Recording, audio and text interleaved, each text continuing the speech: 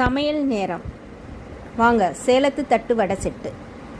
தேவையான பொருட்கள்: துருவின கேரட்டு, மாங்காய், பீட்ரூட்டு, வெங்காயம் ரவுண்ட் ஷேப்பில் அரைஞ்சிக்கணும், தக்காளியும் ரவுண்ட் ஷேப்பில் அரைஞ்சிக்கணும். இதோட தனியாக சட்னி செய்து கொள்ள வேண்டும், கார சட்னி. அதுக்கு தேவையான பொருட்களை நாம் பார்ப்போம். வரமிளகாய்,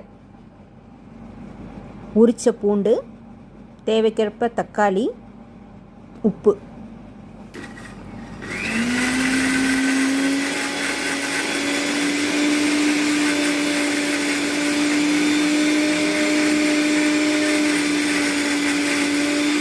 இப்பொழுது கார சட்னி ரெடியாகிவிட்டது.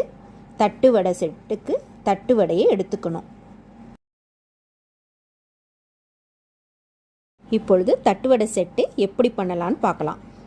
தட்டு வடையில் கார சட்னியை எடுத்து தடவிக்கொள்ள வேண்டும் நன்றாக.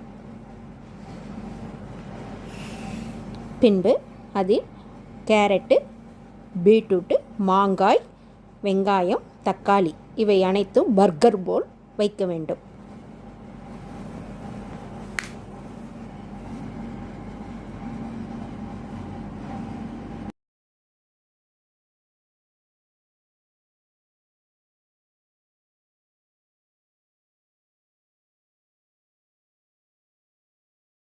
பிறகு இன்னொரு தட்டு வடையில் சட்டினியை தடவிக்கொள்ள வேண்டும்.